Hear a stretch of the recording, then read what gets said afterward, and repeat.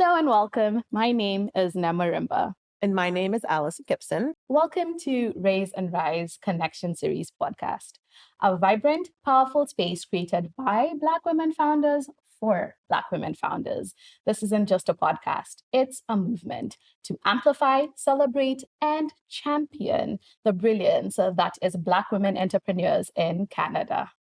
Here we go beyond the surface, diving into the real, unfiltered stories of what it means to be a Black woman running and building a business. From city to city, we've listened, we've learned, and built conversations around the very pain points that matter to you most. This series is your front row seat to expert advice, honest stories, and game-changing strategies. Like I said before, this is more than a podcast. It's the start of a movement, a platform where we rise together, sparking conversations that lead to lasting change. And it's all made possible by the visionary support of the BDC Thrive Lab, whose commitment to empowering women-led businesses is driving both positive social and economic transformation. This is only the beginning, and you are at the heart of it. So let's rise, connect, and transform the future of Black women entrepreneurship together. Let's go. Hello and welcome once again to the Raise and Rise Connection Series podcast. This episode, we're going to be talking about leadership. And so leading while Black and looking at leadership in the founder's seat. And for that, we are joined by Emily Mills, who I'll give an opportunity to introduce themselves shortly. But I'll be your host, Namarimba, and this is my colleague, Alison Gibson. And so over to you, Emily. I just want to really get in there and start us off by telling us a little bit about yourself as a Black woman founder, a Black woman in this space, everything. Let us know. Okay, before I do that, can I just shout you both out? Oh. Yes. Take the flowers, the virtual flowers. I love that you're doing this. I love that you have the support to do this. And I am really humbled and honored to be here. So thank you. So we're going to start there. But greetings, everyone. My name is Emily Mills, and I am the founder of How She Hustles. How She Hustles is celebrating 15 years next year. And essentially, we began as a networking community doing events for diverse women who are entrepreneurs and evolving in their leadership. That's where we started. So aside from events, my world has evolved. So now I do events, I do marketing consulting, I do influencer campaigns, and I also speak. So those are my 4 buckets. But the common thread is always connecting and amplifying diverse women. So that is my mission, and it just comes out in those different ways. And it has been an incredible journey from being a side hustler to now supporting my family through this work. Lots of bumps, lots of hills and valleys along the way. And the journey continues. So there you go. Thank you. Thank you so much for that. I love this intro, but definitely, I'll say you downplayed yourself a little, okay? You did.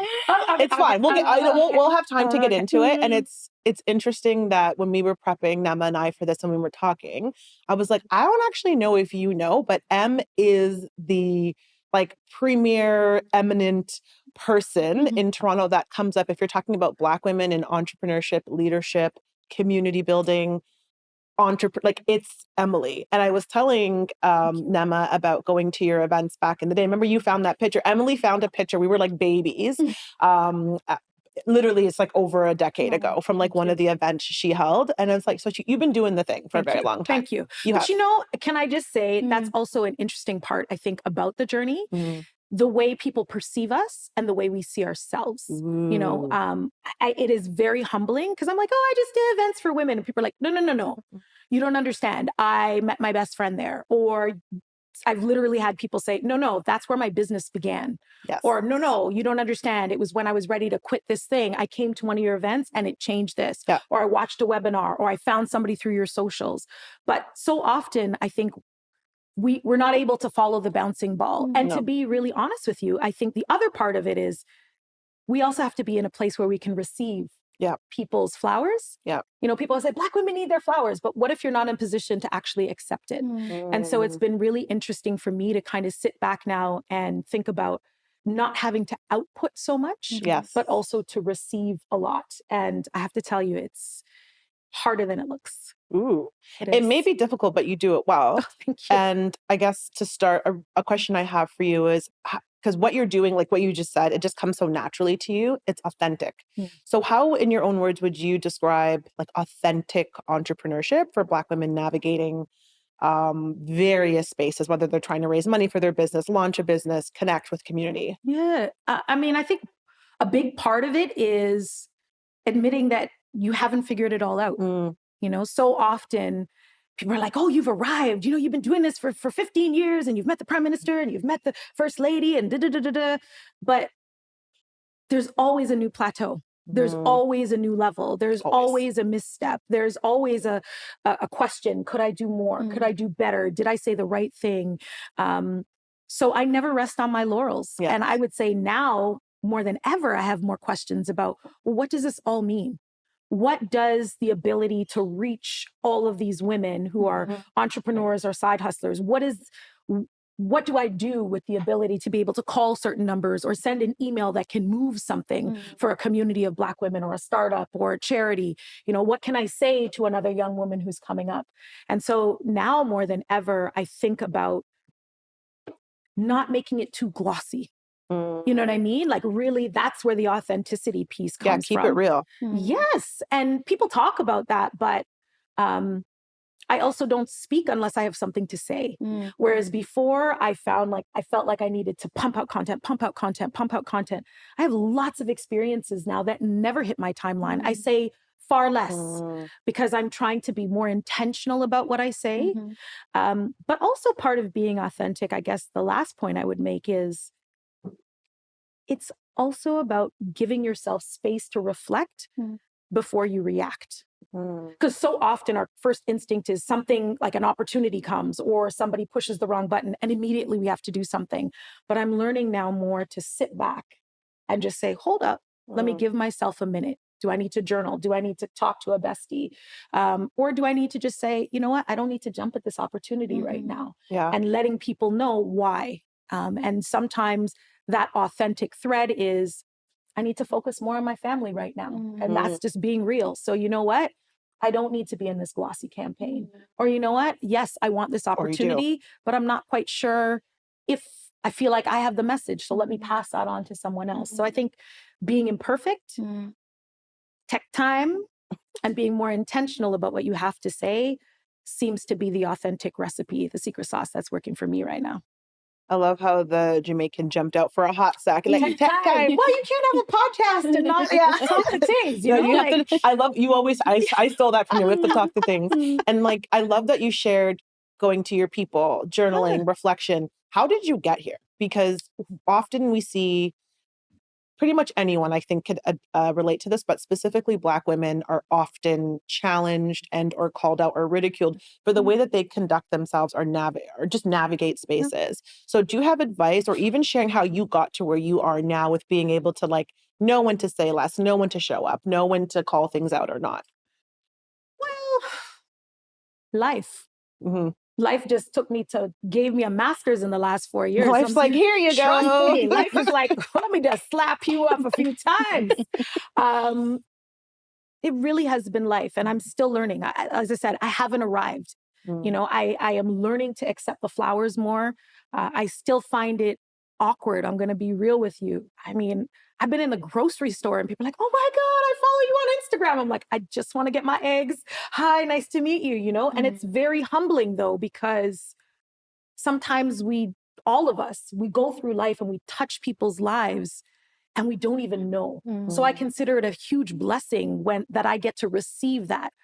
I have been to so many funerals over the last couple of years where people are getting their flowers now. And they are in a box going 6 feet under and they never hear how much they touch people's lives. So I think that's a big part of it, is just on the real, realizing that I'm here. And I have a privilege to even have a platform, to have a voice. So I feel responsible on how I use it, which is a big part of it, but also very blessed to have it. And so I don't want to be careless with that. And right? you're so intentional. I know careless. Nema has like a really good like follow-up question, but you're so intentional with it. And like we have a shared loss this year that we went through. Yeah. One of our really good friends who was pivotal, can't speak anymore, sorry, pivotal in the Black community. Yeah. Jay Williams passed away, and Jay that Will. like rocked our, and not even our friend group, like literally our community was like, we just lost a great one. But the one thing I will say is that at least people were starting to give him his flowers. Yes. So before he passed, like he knew the impact that he made. We were able to call it out and recognize it. So when you made that comment about like, people are literally leaving without the acknowledgement, I love how our generation is better at speaking up, self-promotion, advocating, and also letting people know, like, you helped me. Yes. Maybe you're just trying to get your eggs in the grocery store, but I think it's important for people to interrupt your grocery shopping to let you know. Yeah. So like for everyone, when I see my people, like when I see people like Tracy Moore, when I see people like Julie Black, when I see people, not even people who are necessarily have huge followers on social, but it's important to say like, thank you for that. 100%. Thank you for the minute, and I would say more and more, I'm also going out of my way to give thanks for the quiet people. Yeah. The people who are not flashy, but they're consistent. The people who are not loud, but they're encouraging. The people who are not, maybe who are not trending, but they're the people who hold space for you to just really be yourself. 100%. People would have no idea if I really brought together the people who have helped How She Hustles as quiet counsel, or even just have held space with me during this time of evolution. It could be anything from an 80-year-old, Rosedale grandma who is like white with her 6 kids to like a 24-year-old dude with a podcast. Like people would not even be able to, I think, imagine who my village is, but I'm very aware of who they are and grateful for all of them because I don't know. It took me a while to even accept the word leader, influencer, like because they people can prescribe an identity to a title. And I think what's important is that you define your own success. 100%. And you define what something means. So people are like, oh, you're a founder. Oh, you're an entrepreneur. But that doesn't mean that my success is chasing $1 million. Like I'm not really interested in the $1 million club. And to be honest with you, I never was. I like to speak and I love conversations, but no, I actually never wanted to be Oprah. Never. For me, success was, can I go and pick up my sons at 2:30 and see these 2 beautiful little Black boys running out and be like, Mom, guess what happened today? And to be able to do that. Like be in the moment of that. And to be present for them, right? It's not about another hotel room. It's not about another CEO table. I remember before the pandemic, I was airplanes, hotels, CEO meetings. And because I couldn't get a text back. Yeah, no. But like I was on a rhythm, right? Like real, I was on a certain rhythm, right? But what people didn't see was I was also washing dishes, taking care of 2 boys. My boys are 10 and 11, like grade 4, grade 5, 2 different schools. Like this is real. People see me and they think, oh, you just have everything. I'm like, no, I have my greatest title right now is not founder and CEO. It's mom. Nobody else can do this job. That part. I take great pride in it. I tell my children all the time. But I also have 2 parents. I have siblings. They're amazing. I love them, but they don't live here. So I've got 2 on the top, 2 on the bottom. I'm not doing this alone. I have, their father. We're doing our thing. And then there's the community on top of that. And there's me. Right? So you have to make space for all those things and find your own success. And I realized after going into the hospital and spending time there, didn't see that happening. Whoops. Yeah. And all of these other things that if we don't shape our identity, the world will pull at you and define who you are and how you should operate. So exactly. Yeah, that I feel like that ending was a big one. And I think it ties to what you talked earlier on in terms of like prescribed identities and like how someone's like, oh, here's your prescription. This is who you are. This is how you are. This is how I think of you. And like there is like the versions that are like positive, but like there's also like the versions and many times that are like not so positive. So then thinking on that, how wearing, many hats through all this evolution. How do folks, balance showing up authentically while also navigating some of these external expectations or like stereotypes about like Black women? Mm-hmm.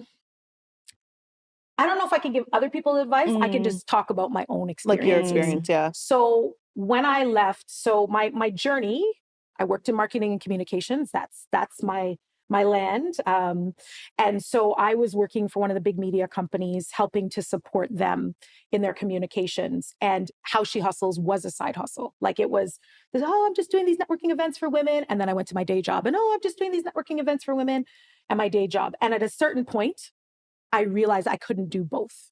It was just too much, and having a young family. And I remember I really hit my tipping point. It was so distinct. The day that I came back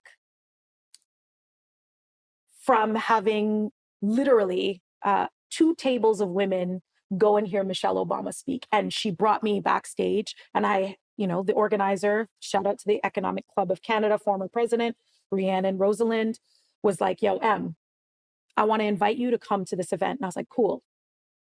I'm so humbled and honored. She's like, I saw your work. I'd done this project, Her Story in Black, celebrating Black women. She's like, yo, you need to come. And I was like, no problem. Then I said, but I don't want to just come because it's bigger than me. I didn't do that project alone. I haven't done How She Hustles alone. It's a community. Exactly. So can I bring a community with me? And shout out to her. She was like, yes. So then she's like, all right, I'll give you a table. Cool. Surprise and delight some women. And then she's like, yo, I'll give you another table. I was like, yo, cool. And then she's like, well, okay, so I'm going to give you a little top up. Tell me who you want to bring with you to meet Michelle Obama. I was like, shut the front door. I would just like melt. I was like, wow, am I in the Matrix? But she did. And all of this happened. And the tipping point for me was when I literally left sitting at this table being like, what is happening to my life right now? What just happened? And then I went back to the office and it was like, yeah, here's the posters you need to put up in the elevator bank. And I was like, this is not making sense anymore. My energy, my output, my potential, it doesn't feel like the things are balancing out. It feels misaligned because I know that there are things that I have to do that are purpose-driven, impact-driven, right? Things that I feel called to do. And so am I going to spend my afternoon in an office putting out postcards, putting up posters by a cubicle, or do I need to use my voice in other ways? So I would say one of the first things is it doesn't matter what your workplace is telling you or what your partner is telling you. Like, I think there's a certain point in our spirit where you feel something that says go left or go right.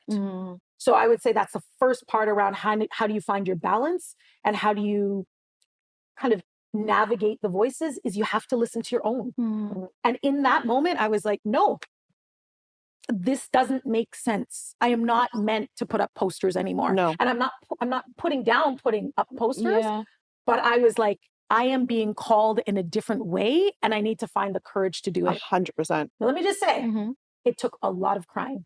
So shout out to all those people. They know who they are. I spent a lot of time crying because I thought, I don't know if I have the courage to leap. Ooh, so hold on. I'm going to pause you for a sec because that's a huge, that is it right there. It's the courage. And I think we deal with and talk to a lot of women, a lot of entrepreneurs.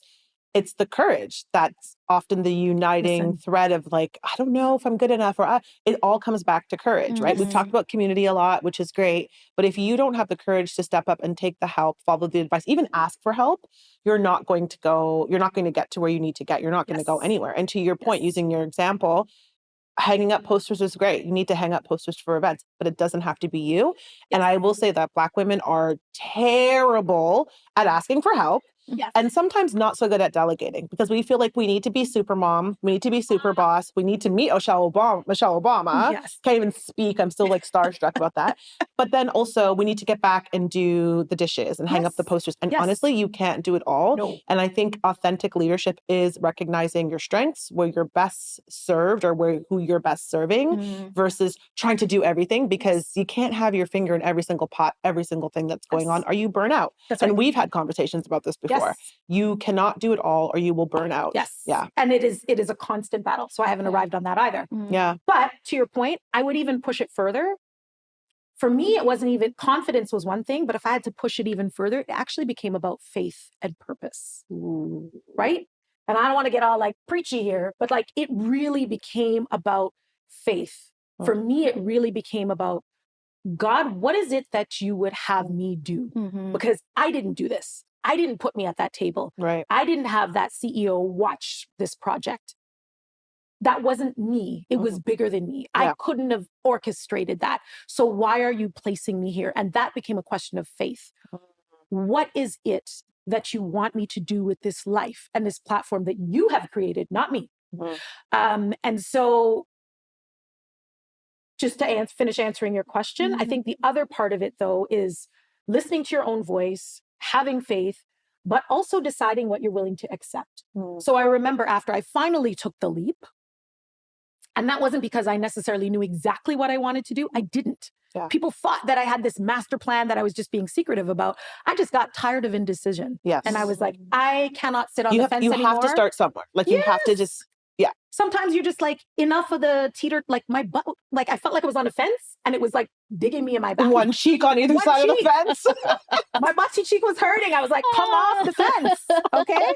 So I came off the fence and I kid you not, I put an Instagram post up and I was like, my last day at my company. And then I wrote a LinkedIn post. I'm not even that active on LinkedIn. Instagram's my jam. But anyway, I put a post up on LinkedIn and I was like, okay, so today was my last day at work. Here's what I've been doing. And here's what I think I want to do. If you have opportunities, let me know. I kid you not, that was on the Friday. By the Monday, my inbox was like, so many things came. And I thought I was going to have months and months and months to plan and prepare. But I also learned from that is that so often we plan for failure. Yes. We don't prepare for success. I was ill prepared. What if this actually goes well? What if the purpose, what if the thing that I think that I can do and contribute, what if God's like, I'm telling you, it is already done. So stop worrying. I'm going to hand it to you. So now when I do, what you going to do? You going to call my bluff? I'm ready for you. I just needed you to step into your faith. And that's what happened. I was like, oh, I'm going to take some time and I'm not going to get any business. Girl, I could barely keep up. I was like, I'm not even ready yet.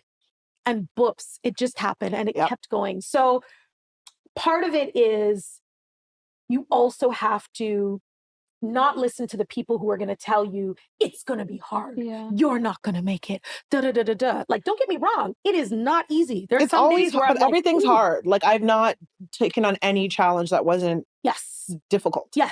But the people who are already going to plant the seed of adversity, that's one of the external voices you have to be very, very mindful of. And the energy that comes in, you know, one of the first events after I left the company, I remember it was an event about investment and really essentially how to pitch. And I remember walking into that room. I'll never forget it because it was, God places me, I feel, in very particular places, almost like I have all these stories that are such real anecdotes and they're so extreme, it couldn't be made up. So I remember it was directly across the street from the company I just left. I was like, out of all the places, here's where I left my corporate job. And now directly across the street, here's where I'm going to build my own brand. Ooh, poetic. So I walk into this building and I remember there were over 100 people and there were only 3 Black people in the room. Myself, one person who was sweeping the floor, and one person who was making the coffee. And the first person who came up to me was like, oh, so what you doing here? I remember the question was, how did you get here? I'll never forget it. How did you get here? And I remember I looked at the man and I said, I bought a ticket just like everyone else. He proceeded to ask me about what it was like to be in Jamaica because he had gone there on vacation and had a great maid who made a great bed and served a great breakfast. And I remember looking at this man thinking, I actually didn't come here to talk about your tropical escapades or the Black people who work for you. I actually came here because I'm interested in business and money, just like you are. But the perception was, you couldn't possibly be as smart as me or interested in any serious business here. This much, like, let me basically dumb down the conversation. Like, how are Let me we engage both? at what I think is your level. Exactly. And it's Because I weird. don't It's think like you can the, play you don't here. deserve to be. So let me ask a question. When you went through that or any situation like that, do you have that imposter syndrome that pops up where you're like, oh shit, maybe I shouldn't be here? Like, why? Maybe this person is right in asking me about something so irrelevant to why you're in that room. No? I got real Jamaican. Oh! Real Jamaican, which in my case meant I smiled and I was like, I'm so vexed that I'm going to channel that energy into something that is going to be the most beautiful clap back. And it was. Yeah. Because I love a good clap back. I love a good clap back. I live for it. So to fast forward, the clap back became a very clear boundary setting in that conversation. And that actually became the catalyst for a series that then got sponsored by some very big brands. I won't name them because they'll clash with yours. For the next... they're not paying. They're not getting mentioned either. So, but yes, but it became then an event series and a webinar and a digital content series called Startup and Slay. And that was the birthplace because I was like, I want to have conversations about what it means to start a business, to start a brand. But I want it to reflect diverse women and non-binary entrepreneurs in a way where we see ourselves instead of feeling excluded, we feel included. We are the norm, not the exception. And that was the catalyst because I thought, if I walk into these other spaces and I feel pushed out to talk about starting a business, then I just want to be in a community where we can do that. And that's how that series started. So the clapback was beautiful. And whoops, let me just add, that same organization that I went into then asked me if I could come and speak about starting my own business. And I was like, smile, no. For $50 million, I'll do it. I'm glad you brought this up. No. So it became a lovely no. But I was like, if you'd like to share my content, you're welcome to. But no, honey. No. I love it. By the way, I'll be going to Jamaica on my own vacation, but thanks. Thank you. It's giving mic drop. It's giving mic drop. What I wanted to ask though is like the flip of that. Like, so you're like, okay, imposter syndrome, we don't know her. She doesn't live here. She does. Okay. She does, but I find in different ways now. I see. I'll talk about that in a minute, but yes, I know we're getting the time. We're getting the time look from Kish. The flip side that I was going to ask is then, do you at any time or have you witnessed folks then experiencing fatigue from having to now constantly like prove their worth, right? Because like now it's like, okay, you seem to be dumbing down this conversation or whatever. The undertones are like, you don't think maybe I'm supposed to be in this space. Of course, the work you do, other things, other projects show that like, you know, of course, like you're supposed to be in that space.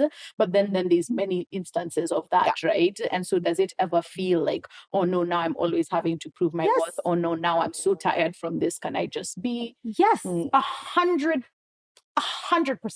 So I just had this conversation with 2 girlfriends already this week, and it's only Tuesday, honey. Like, this is it, where Black women are saying, I'm finding even the most accomplished ones, shiny, award-winning, accomplished, on social, in society, we're tired. How many more times do I have to prove my worth to you? Let's think about even big Hollywood examples. Taraji P. Henson, you know what I mean? Like, how many more times do I have to prove to you that I am worth the dollar value?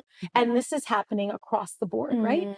So the way that I'm dealing with that is I've pulled back. And I am only going into spaces when I feel like I have the energy and when I feel like it is a strategic opportunity where I feel like it's purpose driven, but I don't need to be there for all of that. I am not going to spend every single day proving my worth to you. People will come around. And if they don't, they don't. Let me tell you two quick things, because I know we got to wrap. So I want to just mention imposter syndrome. No, I don't want to pretend that it doesn't happen to me. It does. But I would say it happens in different ways. There's certain things I know that I'm there, like I know now. I'm not questioning them anymore. They're what I am meant to do. And it goes back to faith and purpose. I remember one of the things that happened before the pandemic is we had an opportunity to host a roundtable with the Prime Minister. And at that time, I understand there had never been a conversation with exclusively Black women around entrepreneurship and the Prime Minister of this country. I was like, what are we talking about? Hello? Like, wow, this has never happened. And they're like, As far as we know, no, it's never happened. And at least we know this man's been in office for a long time and it has never happened. I was like, great, another historic moment. Let me tell you something. I am the daughter of Caribbean immigrants. My grandmother was born in 1925. She's about to celebrate her 100th birthday. Okay, Grandma. Next year. Okay. I love that. She lives in the countryside of the Caribbean. My other grandparents didn't even go past grade 6, like not past primary school, taught themselves to read. My grandfather used to catch rats in the field and managed to raise a whole generation of children who left a little small Caribbean island, came here. My parents worked hard and gave us an opportunity. So when you come from that, and then you say, Dad, I'm going to work. And today, just so you know, I'm bringing together women who are literally flying in from all over the world to sit down and speak to the prime minister of a country when there are 48 million people, 48 million people in Canada? And he is going to fly on his private jet to sit down and talk to 10 of us. And I'm the chair of this meeting. And it's for my brand. And this is the only International Women's Day event he's doing. Trust me, imposter syndrome was like, let me just sit down on this couch. But the beauty of it is in that moment when I thought imposter syndrome was going to show up, what actually showed up was faith and purpose. What actually showed up was all of the energy of those ancestors to say, you are exactly where you're supposed to be. Every dream, every sacrifice, every prayer is being poured into that room. So you see, when we all got together and literally had a little sister circle in prayer before the RCMP, before the prime minister, before his aides, before the ministers walked in, I didn't feel like wasn't meant to be there. I felt like all I have to do is just walk in purpose. Mic drop. Mic drop. Like you have to call this episode. It's feeling goosebumpy. Yeah, it's feeling. You have to call this episode. Rename it to Faith and Purpose. Because it's exactly. Because honestly, I feel like that is. It doesn't matter how many more questions I have to ask you. I feel like you can be like faith and purpose are your responses to those, because essentially, not only are you embodying your authenticity, but you're embodying everyone and everything that came before you that got you to where you are. And now that you're here, you are absolutely not squandering the opportunity by letting imposter syndrome or any of that crap kind of like creep up. And so I think if there's any kind of, as we start to wrap, like way I could summarize all that you've shared, especially to women, especially to Black women founders who are like, I don't know where to start. Faith and purpose. Doesn't matter what your faith is. Not trying to get super religious or anything. It doesn't matter what your faith is, but everyone has something you can tap into.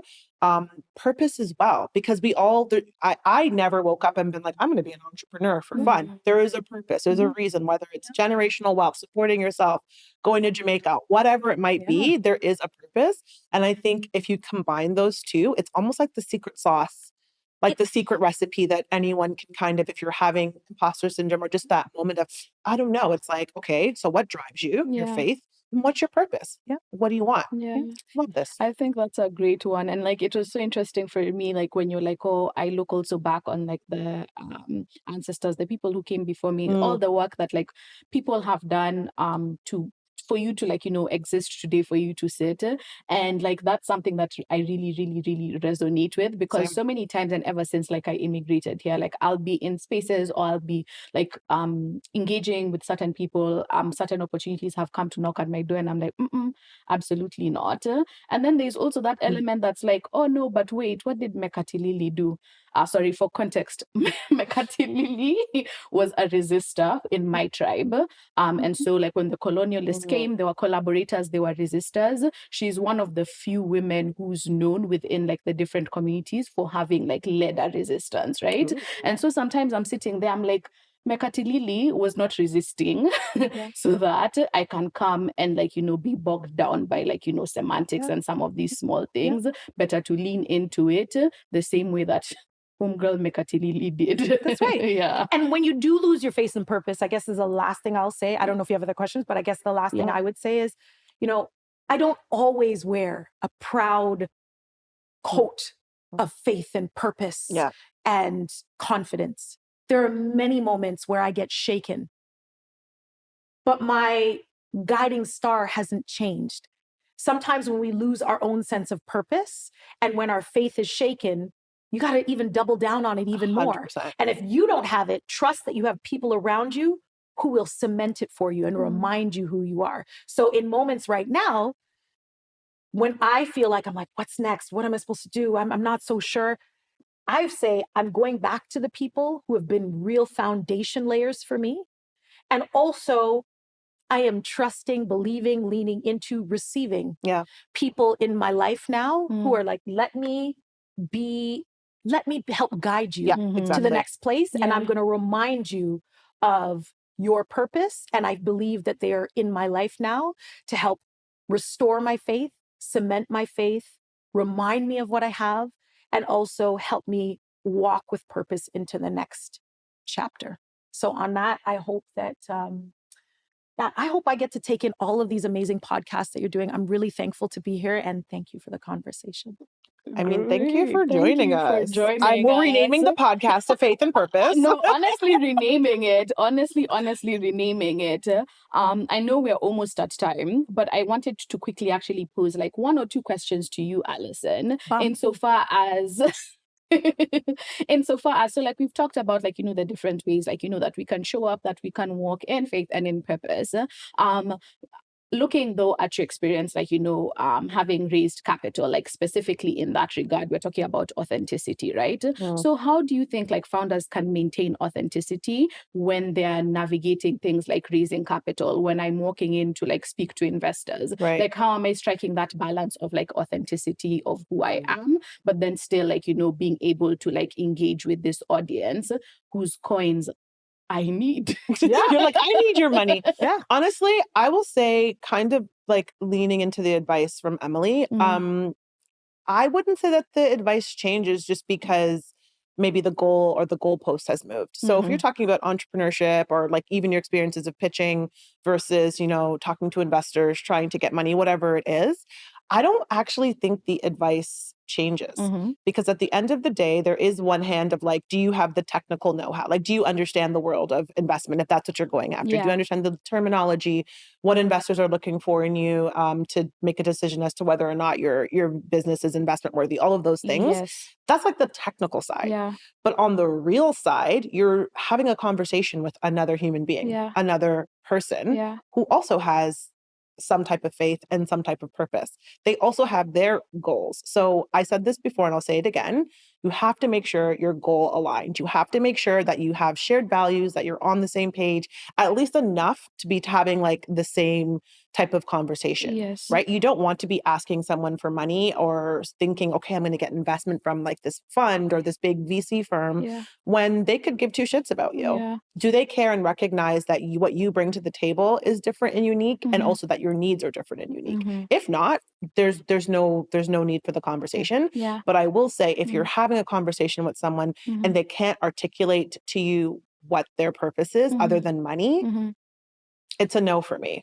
It's a no. There needs to be that alignment. And I just think of what you were saying, with the imposter syndrome, leaning into your family and remembering all that kind of was like, has paved the way for you to get to where you are. That's literally the first time I had to pitch. I was like, I had rehearsed it. I knew what I was going to say. I was so nervous. And I was like, wait, girl, bitch, you better fix up. I don't know why I was nervous. I'm like, no, you have something that they want and you know what you're talking about. Just big up yourself. Just do it, girl. So yeah, I would just say, it doesn't matter, I would say, who the end conversation is with or the end goal, investor, whatever. Stick to that faith and purpose. They want to know who you are. That's the thing. I think storytelling comes in very different ways. It's consistent. It does, but it doesn't matter. Here's the thing. Storytelling, all of that matters. If the person cares, if you're aligned. I can tell you my most heart-wrenching or most fabulous story. If you don't care, you don't care. So I think before you even get into anything, it's making sure that there's that alignment and that you're more or less speaking the same language or on the same page before you worry about, okay, let me wow you and razzle-dazzle you with my story. And also, what are you willing to give up and not give up? Because every check is not worth having. Oh, we talked about that. I always say all money is not good money. Money is great, but at what cost? It's not all But money is great. money. Money is great. Oh, I know. Oh, yes. Speaking of money, amazing. Oh, we're on budget. We're on time. Oh, yes, yes. Yeah. Oops. Gosh. Okay. So Okay. final CTA. What advice would you give Black women founders striving to lead authentically while building successful businesses? I feel like this is kind of like, parting shot. Yes. Like if you took nothing today, what would you advise? Like, this is like your one takeaway.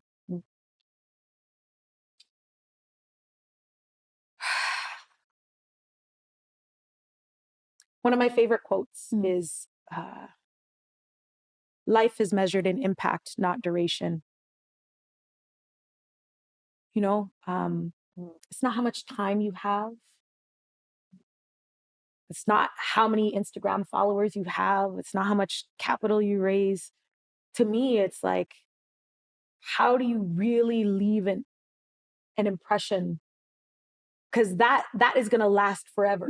Exactly. It's the people that you touch. Yes, money matters. Yes, whatever. But like, when I think about all of the people that I've interacted with in my life and all the brands that I've purchased or touched, it's the ones where it makes me feel something. It's the jacket that reminds me of something, or it's the person who made me have a conversation and I cried, or it's the business story that inspired me to start my own brand. Even that same man who insulted me by trying to talk to me about the person who made his bed in Jamaica, I'll never forget him.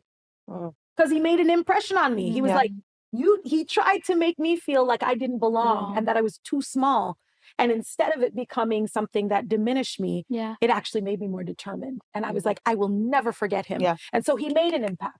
So if you can take that same energy, but just flip it in a way that you can make an impact on someone through whatever brand or business you're going to build, that's what matters. So keep that as your North Star. That's what I would say. Think about how you can really change people's lives. And it doesn't have to be so prescribed and so methodical. It's here and it's here. Yeah. That's amazing. That's an amazing close. Alison, I'll ask if there's a pattern shot. It's a tough act to follow anyway. I have nothing. I have zero. She said everything. I have nothing to add. Yes. Thank you. No. Thank you. Thank you so much for your insights, for your experience. Always a time with you. Literally. Always a time with you. So if folks are looking to connect with you, is that something that you're open to? And if so, where can they find you? Instagram at How She Hustles. I try and keep up with all the messages, but that's where I am.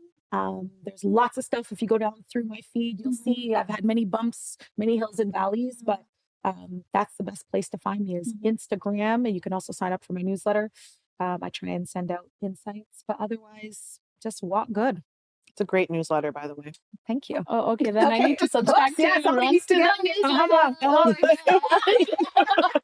Okay, great. Thanks again. And as always, if you're listening to this podcast and you're like, oh gosh, I know somebody who would totally benefit from hearing this, please feel free to share the information with them. Again, there's going to be additional resources, all M's contact info, and we look forward to hopefully having you as part of our movement. Let's raise and rise together.